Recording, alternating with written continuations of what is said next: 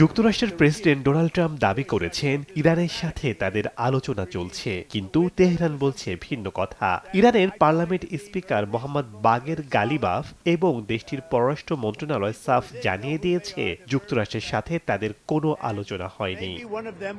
Speaker Mohammad বাগের সামাজিক যোগাযোগ মাধ্যম এক্সে অত্যন্ত কঠোর ভাষায় ট্রাম্পের দাবি প্রত্যাখ্যান করে স্পষ্টভাবে বলেছেন, ট্রাম্প প্রশাসন মিথ্যার আশ্রয় নিচ্ছে মূলত দুটি কারণে: বিশ্ব অর্থনীতিতে তেল ও আর্থিক বাজার নিয়ন্ত্রণ করা এবং ইসরায়েল ও যুক্তরাষ্ট্র মধ্যপ্রাচ্যে যে চোরাবালিতে আটকে গেছে তা থেকে বিশ্ববাসীর নজর সরানো।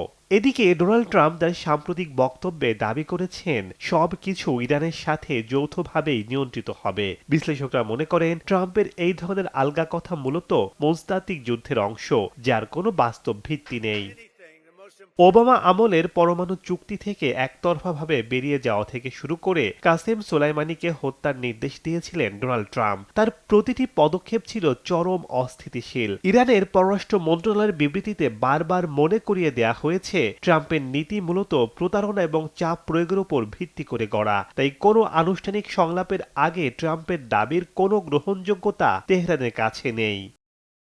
অতীতে বারবার দেখা গেছে ট্রাম্প যখনই কোনো সংকটে পড়েন তখনই তিনি নাটকীয় কোনো দাবি সামনে আনেন। তেলের বাজার স্থিতিশীল রাখতে বা বিনিয়োগকারীদের আশ্বস্ত করতে ইরানের সাথে সমঝোতা হচ্ছে এমন গুজব ছড়ানো তার পুরনো কৌশল। শেখ সাদি মারজান, সময় সংবাদ।